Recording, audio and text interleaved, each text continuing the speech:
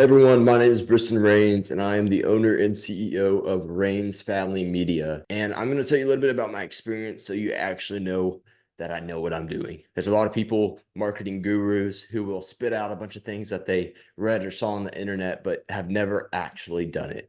And I'm here to tell you that I have actually done it. And let me tell you a little bit about it. I've been interested in marketing since I was 15 years old. In fact, when I was 16 years old, I went to Dallas to the Relay for Life headquarters and I taught a class on how to do marketing. And so that's a little synopsis of how long I've been in the game. And so when I went to college, I actually started a running company where I put on running events. And in college, I studied marketing. And while I was studying marketing, I was also marketing my business. And so I learned how to do things like advertising, and I figured out what worked and what didn't work. And so that's a little bit just about my experience so that you know that I actually know what I'm talking about whenever I talk about some of the things that we're going to talk about on how to grow your ministry. So I have 5 simple steps on how to grow your ministry. And step number 1, the 2 P's: pray and prepare. This is your foundation. And if you don't have these 2 things, then the rest of it's going to be shaky when you do get new people in your ministry. If you don't have these 2 things, the pray and the prepare, you're going to probably lose those people, and you're probably not going to get as many people in the doors of your ministry. So let's go ahead and hop into the first P: pray. You want to pray for people to come into the doors and to come into your ministry, that God wants to be there. And you want to pray that God would send people, and that your advertisements or whatever it is that you're doing to reach these people, you want to pray that God will let it land on the right people's pages. And you also want to pray that their hearts would be ready for it. The second P is prepare. You want to make sure that when people do come, that you look like you are prepared. So you want to have a prepared sermon. You want to have a prepared worship experience. And you want to have that already prepared. So that way, when people do come into the doors of your ministry, that they feel welcome. They feel like that you've got it together in a way, but you really want to make sure that people have a good experience when you do bring people in the doors, and that will keep them around. And that's why it's the foundation to pray and prepare. Step number 2, and this is something very simple. It's surprising, but a lot of churches actually don't have their info easily available for people to know when they're starting and where they are. Here's what I mean by that. You want to make sure that whether it's on your Instagram, Facebook, or on your website for your church, you have what time your service starts, what day, and where. If you don't have those things, people are going to be kind of left clueless when they stumble upon your page or your website. And it's something that seems so obvious, yet so many ministries miss. Step number 3. This is probably my favorite, but it's called organic reach. So this is stuff that you can do for free. Take notes. If you haven't already, you should have been taking notes. So for organic reach, there's a couple things you want to do. Number 1, you want to make sure that the posts that you're posting, that they're quality, good quality. You don't want to post these images and pictures of like a template of words. No, when I talk about quality content, I mean, you want to take video clips of your sermons that you preach every Sunday. You want to cut them up and post them within 0 to 60 seconds.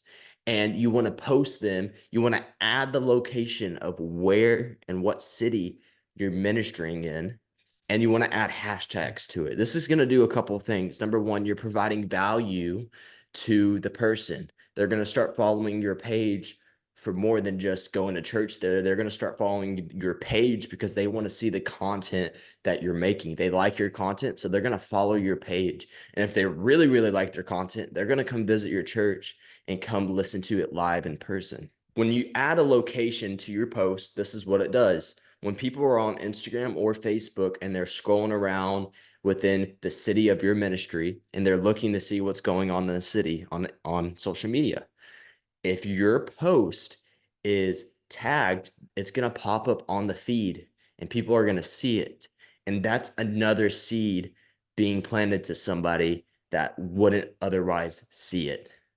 You also want to make sure you're using hashtags. I know hashtags seem old school, and if you talk to any marketing guru, they're going to say use hashtags, use hashtags. But what hashtags do is when you use a lot of local trendy hashtags, what that's going to do is it's going to allow people that when they click on that hashtag, they're going to see your post in the feed. And so you want to make sure that when you post something, it's providing something to the other person on the other end, whether it's providing them information or entertainment, or it's making them laugh, or whatever it may be. You want to make sure you're providing some sort of value to the other person on social media. And if you do this, you're going to get a lot of people that you're going to reach that you wouldn't have reached if you didn't do that. Step number 4. This is really what I specialize in and what we provide for you, but you can do it yourself. And what it is it's called paid Facebook and Instagram ads. Now, hear me out before you click off and that scares you. Let me tell you what this does. You're able to send your message to every single person in the city you do ministry in. So think of everybody in the city that you do ministry in. Think about it. Think of all the people. And imagine you being able to tell them something right now, everybody. See how powerful that is? And that's how powerful Facebook and Instagram ads are. And so what I recommend that pastors do is that they take a video of themselves and they say, "Hey, I would love to invite you to our church this Sunday at this time, and this is the location. Click here to plan your visit." What you're doing is you're inviting somebody to your church that you wouldn't otherwise be able to invite. And what you're gonna do is you don't want to click the boost now button. If you click the boost now button on social media, what that's gonna do is it's gonna put it in a bunch of weird places on Facebook and Instagram, and it's not gonna be as effective. You want to go on Ads Manager and you want to go in there and promote the post that way. So that way you're able to reach people, and you're able to spend less money to reach more people.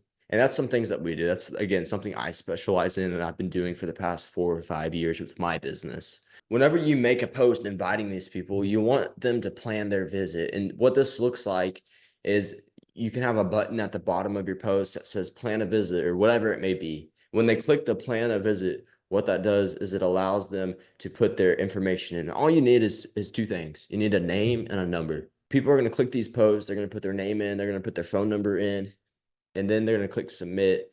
And what that does is it makes people feel like they're committing to something. And so they're more likely going to come to your church. And what you need to do is as soon as you get the notification that somebody sent in a plan your visit form, you need to either text, which I prefer text because it's less weird, or call. And you need to say, "Hey, we're looking forward to seeing you this Sunday. You have any questions or anything we can answer for you?" Something as simple as that is going to let them know that you're expecting them to be there and that they have a commitment to make. Whereas if you didn't have that, they would just see the post and say, "Oh, I might go on Sunday." And then Sunday comes and they don't come. See, when you create a lead form, which is what they are called as leads, when you create a lead form, they're making a commitment to come on Sunday or whenever your ministry is hosting an event of some sorts. Step number 5 is just maintaining your reputation. So you want to continue even when you see the success, you want to continue to plan and pray for these people that are coming into your doors, that people that need to come and hear the gospel. So if that was a lot of mesh for you and maybe you didn't really understand it, or you just don't have the time to do the stuff that I just talked about, click the link below. I have a link below. Click that link, fill out a form with us. And what we can do for you is we can do some of the stuff and really everything that I talked about. We can do everything for you when it comes to running Facebook ads, Instagram ads. We can help create content for you that's effective using our new strategies and structures that we have set in place. And so if you're interested, just click the link below. Thank you so much for watching. And if you found this encouraging and you have some pastor friends that you're like, "Hey, y'all need to do this," send this to them. Let them know, "Hey, these are some ways that you can help bring more people into your church and help fill your church up." So if you found this valuable, click the link below, share it. And thank you guys so much for watching this video and taking your valuable time to learn how to grow and fill your church.